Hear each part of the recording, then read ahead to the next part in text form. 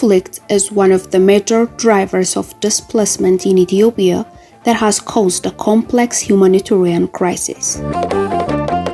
In late 2020 and early 2021, due to the conflict, hundreds of thousands of people have been displaced in Metekel Zone of Benshangul-Gumuz region, as well as Konso Zone, Derashe, and other special districts of Southern Nationalities and Peoples Region.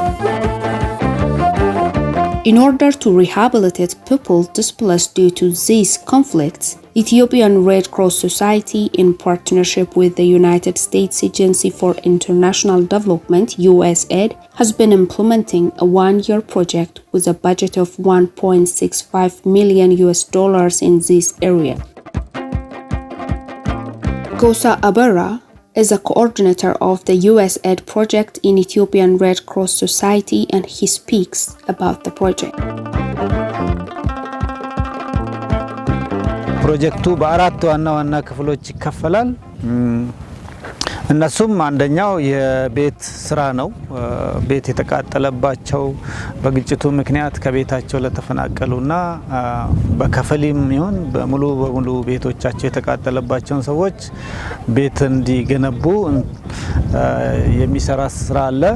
ሁለተኛ እንደዚሁ በዚሁ ግጭት ምክንያት ንብረቶቻቸውን ያጡ ሰዎች የመልሶ ግንባታ በግብርናና ፉድ ሴኩሪቲ ላይ የሚሰራ ስራ አለ።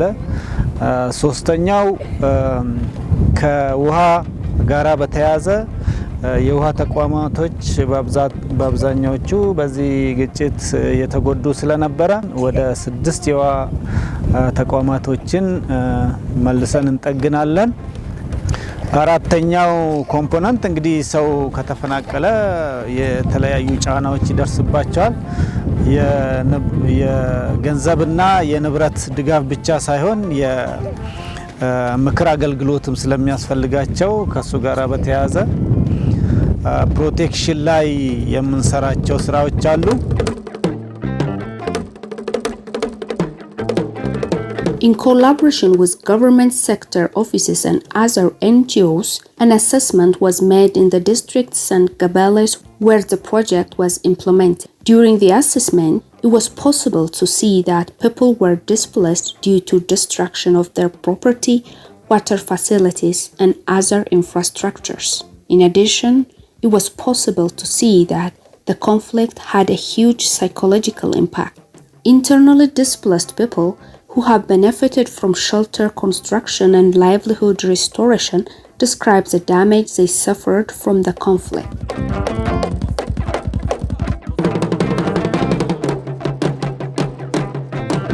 ነበርና ያው በኩጂ ቀበሌ ነበርና በዚህ በርበሻው ምክንያት መጣነ በ2013 አራተኛ ወር ላይ ታሳስ 14 ተፈናቅለን መጣነ።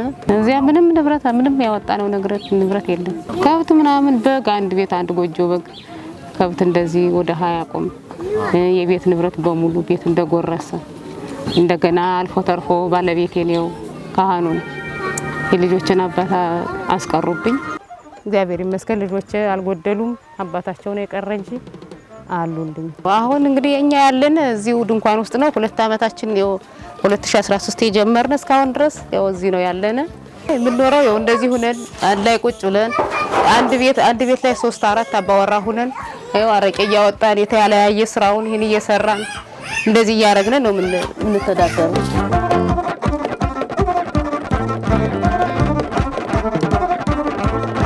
واقوي بدو يا دالي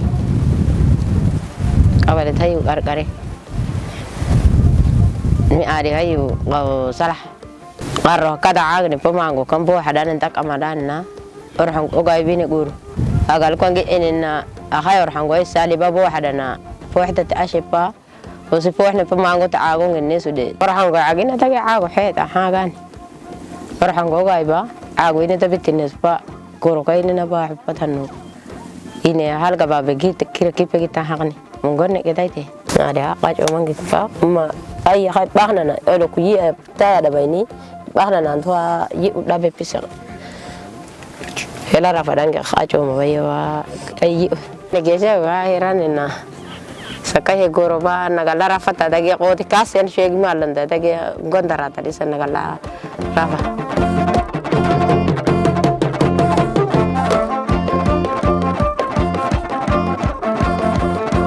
ማን እቻያ ቀበሊያ ካተ ወነወራዳ ማንዶራ ቀበሊያ ኮይስታ لا تعاوش كده دم على زيارة أنت جاي زيارة نقول كل شيء أراس مرتين ودي ده كله قصة بكوس مرت دي ده نقول كده كوش كل خصا شوف تامر أنا تيجي زيا أتم خطأ أتتوقع مزيمة ما أتدي أدز زي كون دي ده كأني إتعشوا أبي سجاجة دي أبي ده وتاني دي سخوني ده واماني لا فكاد ده عيا لا تلقوا كوي وعيا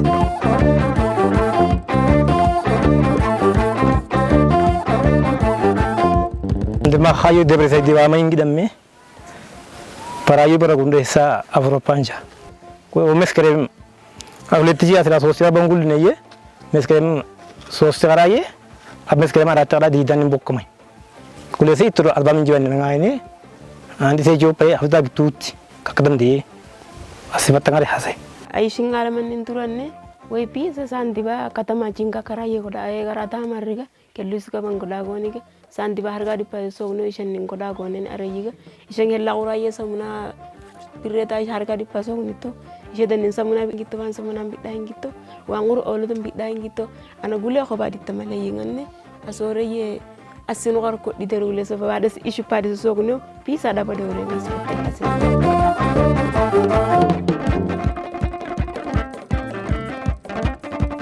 ቤት ይባላል አንገቱ ከቀበሌ ላይ አንድ ብዙን ጊዜ አንድ 30 ዓመት ምናምን ኖር ነበር።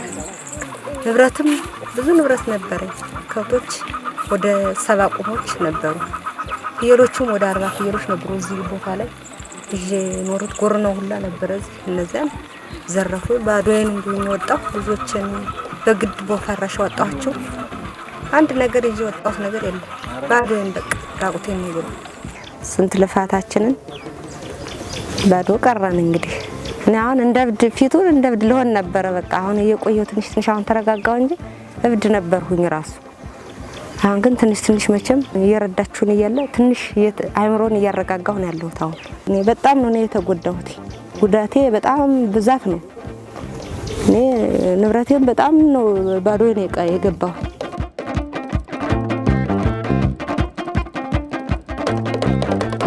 Since people with disabilities, women and elderly were the worst affected community members, a priority was given to them during shelter construction and livelihood restoration.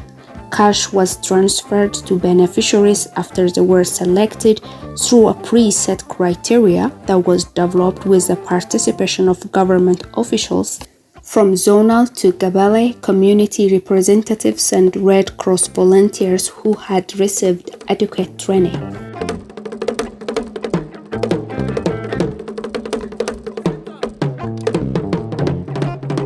ይሄ ፕሮጀክት በካሽ ትራንስፈር ብዙ ካሽ ያስተላለፈ ፕሮጀክት ነው ለአንድ ቤተሰብ።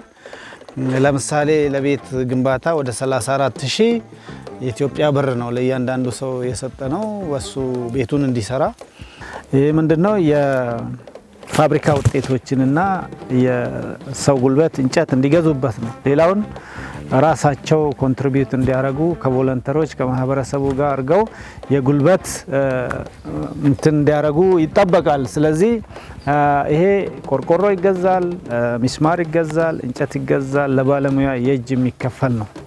በፕሮጀክት የተያዙት ወደ 830 ቤቶች ኦሬዲ ካሽ ተላልፎላቸው የመጀመሪያው ሁለተኛው ዙር ተላልፎላቸው ቤቶቻቸውን እየሰሩ ነው። እኛም እየተከታተልን ነው። እንደምታዩት እንግዲህ ሁለተኛ ዙር የተላለፈላቸው ቆርቆሮ መተው ግርግዳ እየሰሩ ነው። መጨረሻ የሚቀረው እንግዲህ ክረምቱ ሲመለስ ጭቃ መርገው የሚገቡበት ነው። እሱ የነሱ ስራ ይሆናል። እኛ መከታተል ነው የሚሆነው።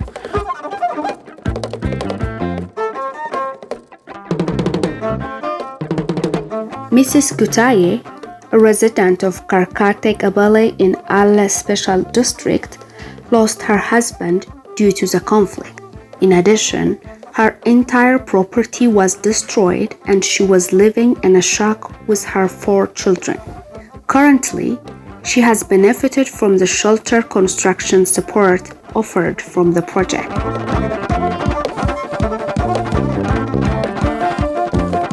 Like Gutaye, Mrs. Workanish Girma, a single-headed disabled mother of 1 who lives in Dangur district of Metekel Zone, is also a beneficiary of shelter construction.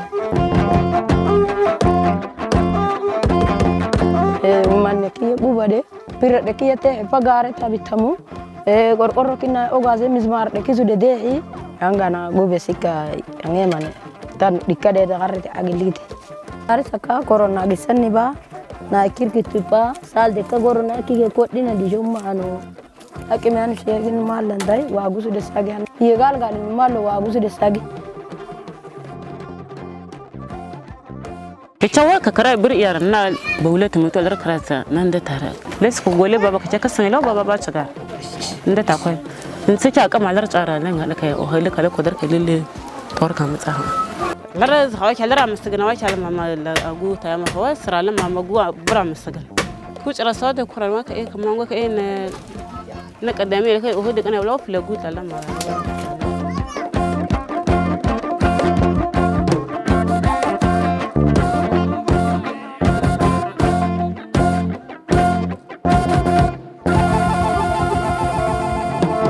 Similarly, Derashe, a resident of Borkara Kabale of Konso Zone, lost his leg, and Mrs. Adadef, a resident of Bulan district of Metekel Zone, lost her husband due to the conflict that happened in their areas. In addition, they faced severe problems with their children since their livelihood was destroyed. They are now full of hope since they are currently benefiting from the shelter construction.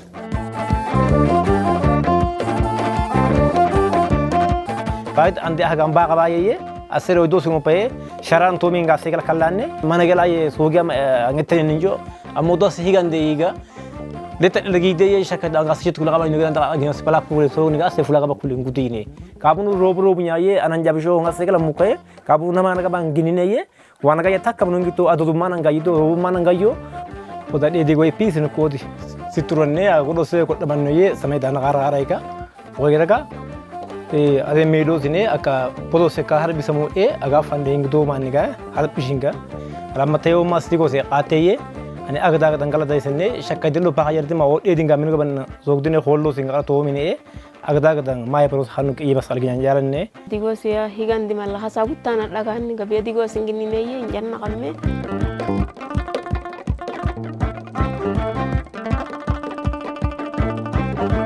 መጀመሪያ በድን ኳል የተቀበረን እስካሁን ድረስ 2 አመት ያቆየን የው ቀይ መስቀል ነው።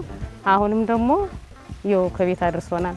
አሁን የው እንግዲህ መጀመሪያ 15000 ብር ገብቶልን ግድግዳ ፍልጥ ቢስማር ነው መሰል የተገዛ ከዚያ ደግሞ አሁን ደግሞ 18966 ብር ነው ምናምን ያ ተለቆልን የው ለቆርቆሮ አድርሰውናል። 23 ዚንጎ ቆርቆሮ ሰጠው ይሄው እንደዚህ አርገውልናል። ያው ቤታችን ያው ተሰርቶልን አልቋል። ያው በሩ ምረጋው ምናምን ቀርቷል እንጂ ያው ተሰርቶልናል። አሁን ያው እንግዲህ ተስፋ ብለናት ያለን ይችን ቤት ነው። ሌላ ምንም ተስፋ የለንም።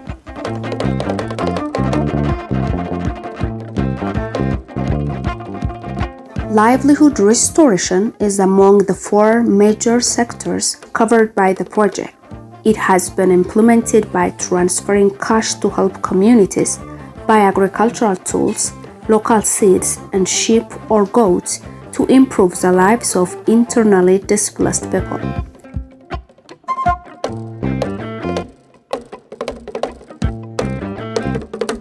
የበጎች ግዢ የእርሻ የሚሆኑ መሳሪያዎች ግዢ ሲደመር ደግሞ የዘር ግዢ የምንሰጣቸው ወደ 760 ቤቶች አሉ።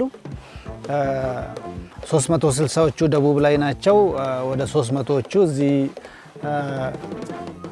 ቤኒሻንጉል ክልል ላይ ያሉት 5ቱ ወረዳ ላይ እነሱም እንደዚሁ የመጀመሪያና ሁለተኛ ካሽ ተላልፎላቸው አብዛኛዎቹ ማለት ይቻላል የሚጠበቀውን ገዝተዋል።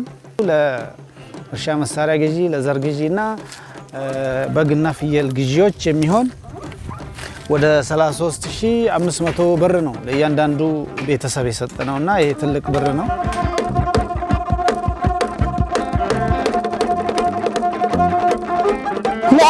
كم تكملك بكمل على مسكال على دي برا كويس على كده متعيا بيتها كلك تكملت دي دمله كم أكر كان لا كم سنة دي دم على كرك وقبا بيجا كم تان كي مالي كم تركا كده كم قشرك كم تكملك دي دم كم تمكرك سمت سما ما قرنا دست كده ستابة هاي كده سنتي ما درك كده 100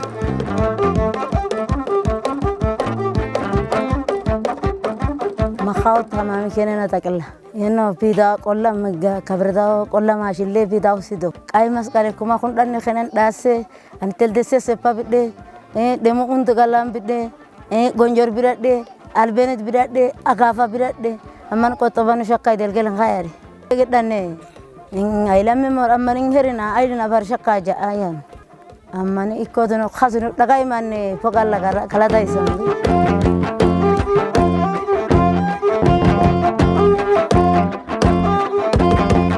Andu mana pasho si kayu toile paya ma kusana agiba kusa kaya masgale bodo sente di pasho sana ambohiba andonge mana haliko deha bodo si aushepa andonge mana ngima baini ise kinde tahane tambohima andu ngima baini kundala oda o ayagar ida miti di malai handurra ukolipa takase wayesipa waya malai kundala setten kula anudabni olgo me ni kante hiba taleka aini horigiba handu dalese isi angosha danipa handu toko doke rimepa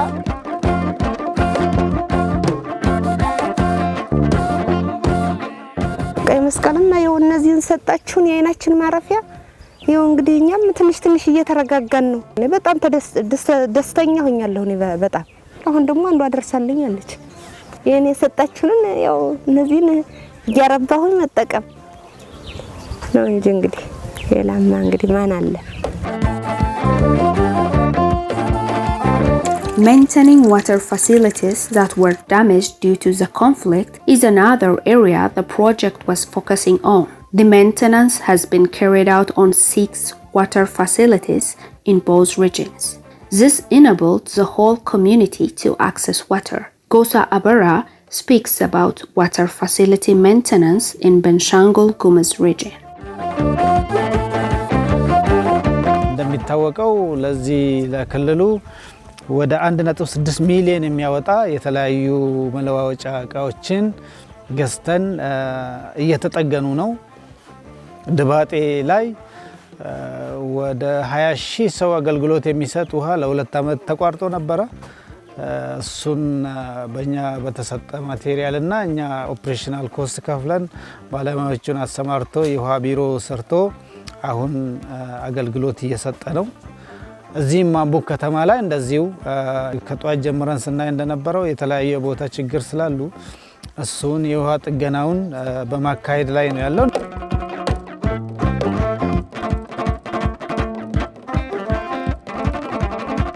አለም ባላለው የድባጤ ከተማ ዋና ፍሳሽ ስራ አስኪያጅ ነው። ለ2 አመት አካባቢ የከተማችን ማህበረሰብ የንጹህ መጠጥ ውሃ አገልግሎት ተጠቃሚ ሳይሆን ወይም ተጎጂ ሆኖ ያሳለፈ ነው። በእነዚህ ፊቲንጎች ወይም መገጣጣሚያዎችን ችግር ነበረው ተቋሙ ላይ ከ5 ወይም 6 ቦታ አካባቢዎችን ያለፈነ የሚገናኙ ያንን እንደዛ ገጣጥመን አሁን ለማህበረሰቡ ለከተማው ለተፈናቃዩም አገልግሎት እየሰጠን ያለው።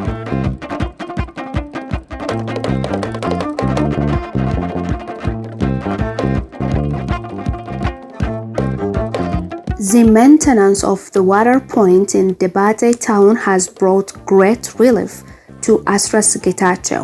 who has been living in the town for 27 years but was suffering from lack of clean water supply for the past 2 years. Like Asres, the felicity of other beneficiaries can be seen on their faces at having clean drinking water.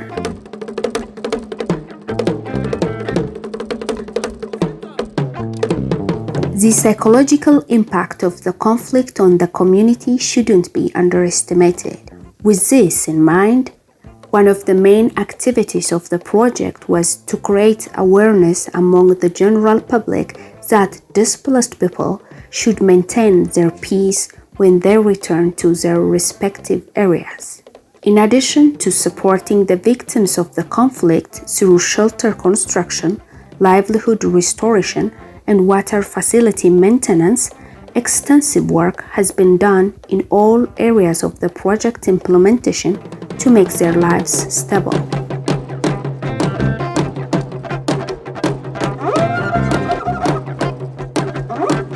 ማህበረሰቡ እንደምታዩት ወደ የቦታቸው ተመልሰው ነው ቤቱን የሚሰሩት። ተመላሽ ማህበረሰቦች ከአካባቢው ጋራ ከጸጥታ ከተለያየ ጋራ በሚገናኝ የካምፔኖች አሉ። እነሱን እናካሂዳለን። በተለያየ መንገድ ደግሞ እዛ አካባቢ የሚኖሩትን ሰዎች በጤና ትምህርት ከጥቃት ጋራ የተያዙ ነገሮችንና ከሰላምና ጸጥታ ጋራ የተያዙ ምክሮች በእኛ በጎ ፈቃደኞች በየቀበሌው ይካሄዳል።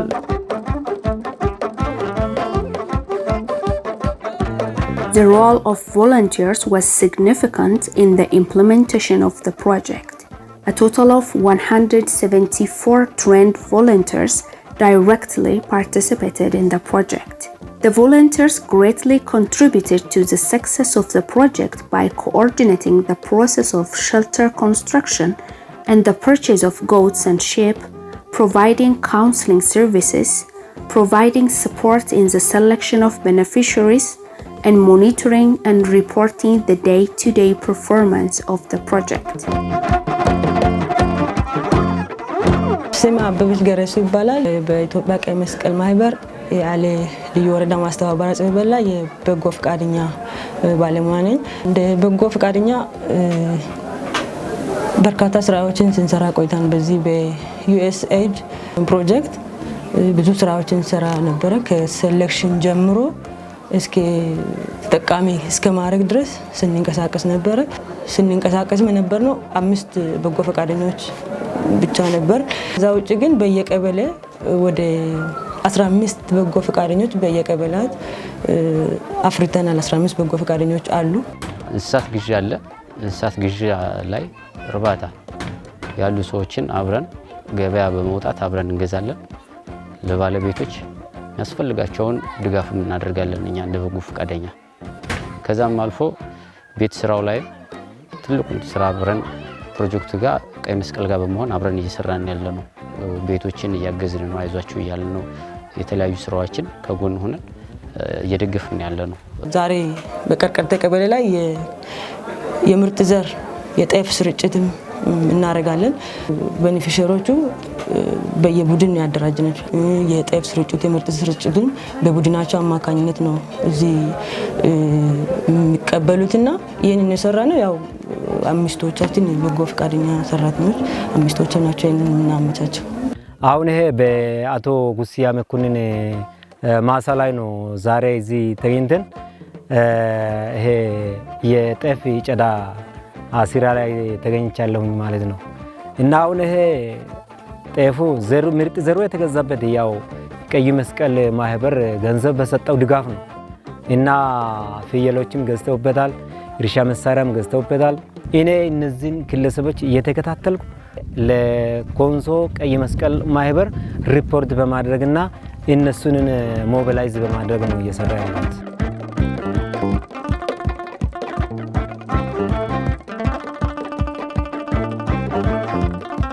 This project has directly benefited around 41,000 people, mostly displaced people, and has helped a total 137,000 people to recover from their problems. Gosa Abara, coordinator of the project, says the implementation of this project by Ethiopian Red Cross Society and USAID benefited several people.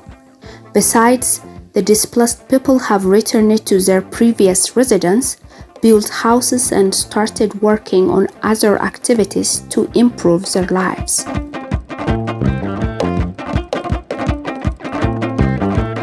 ቅርብ ጊዜ ፕሮጀክቱን ስንጎመኝ ነበር ቤት ለቤት ሄደን ሰዎችን ምን እየሰሩ እንደሆነ ምን እንደደረሳቸው ከዚህ በፊት ምን አይነት ችግር እንደነበራቸው ስናይ ነበርና ቤት የሚሰራላቸው ድርጅት በማግኘታቸው በጣም ደስተኞች ናቸው።